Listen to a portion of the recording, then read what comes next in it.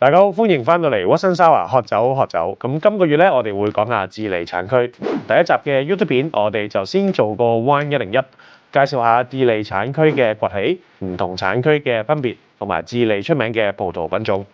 咁想認識呢一個有住悠久歷史、豐富文化同埋獨特風味嘅新世界產區嘅話咧，就記得繼續睇落去啦。仲要記得 share 呢條片俾你嘅朋友，一齊用5分鐘學識一個產區。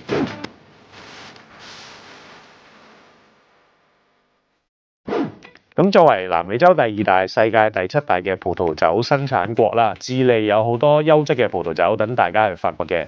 咁簡單介紹下智利嘅產區。智利咧國土狹長，位於太平洋同安第斯山脈嘅中間，形成咗一個巨大嘅空調效應。咁海岸地區受到海風嘅影響，所以就比較涼爽啲啦。咁內陸嘅山谷就比較溫暖，而安第斯山脈高海拔嘅位置就會比較涼爽。咁受到微氣候嘅影響，喺智利呢一個產區入邊都可以做出好多唔同風格嘅酒款。智利嘅葡萄酒產業歷史可以追溯翻幾個世紀之前。咁自16世紀初咧已經開始做酒啦，咁但係去到19世紀先開始大規模咁發展佢嘅葡萄酒產業。由於當時其他葡萄酒產區受到 Phylloxera 一種侵染葡萄根部嘅害蟲影響，咁但係就係因為智利嘅天然地理屏障，保護到佢哋嘅葡萄藤對呢一個大型嘅病毒有免疫力。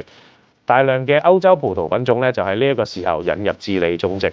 咁智利嘅葡萄酒生產去到19世紀嘅中後期就開始繁榮啦。智利分為4個產區，由北到南有 Coquimbo、Aconcagua、Central Valley 同埋 Southern。我哋以下會逐一簡短咁解說每個產區嘅特性同埋出名嘅葡萄品種。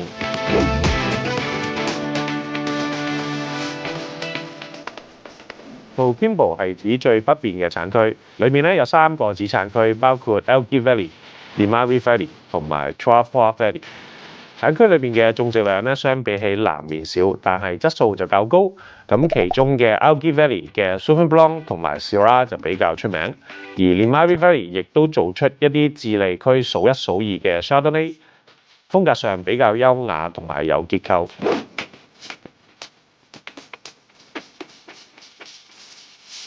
第2細嘅產區 Aconcagua 入邊分為3個子產區，咁有 Aconcagua Valley 一啲內陸並位於安第斯山腳嘅葡萄園，會比較溫暖啦，所以適合種植 Cabernet Sauvignon、Syrah 同埋 Cabernet。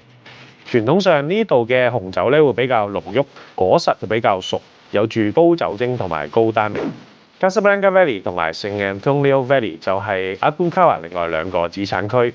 咁由於呢一2個子產區咧就比較鄰近，亦都係靠近海邊啦，受到海風嘅影響，呢一度嘅氣温咧會比較涼爽，適合種植高酸度同埋濃郁果味嘅 Sauvignon Blanc。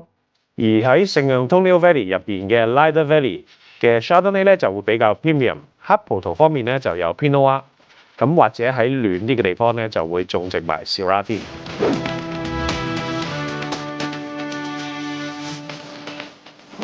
智利最大嘅產區 Central Valley 風格就多端，咁分為4個子產區。咁由北邊講起 ，Mapo Valley 喺內陸地區鄰近安第斯山脈，亦都係最近智利首都聖地亞哥嘅產區。咁由於呢一度嘅葡萄園俾山包圍住，所以最靚嘅葡萄園咧通常位於山脈嘅腳下。冷空氣由上而下吹落嚟，帶俾葡萄園一啲溫度調節，做出優雅而有結構嘅 Cabernet Sauvignon。Mapo 子產區分為內陸地區 Cachapuvao Valley 同埋近海地區 Cochaga Valley， 以種植黑葡萄為主，例如係 Cabernet Sauvignon、Syrah 等等，風格上咧會比較 full body 啲。另外2個子產區有 Curico Valley 同埋 Maule Valley， 咁地理位置較南啦，通常釀造一啲比較平價、大量生產嘅酒款。咁呢度生產較多嘅黑葡萄 Carignane，釀造出咧極濃郁同埋集中嘅酒款。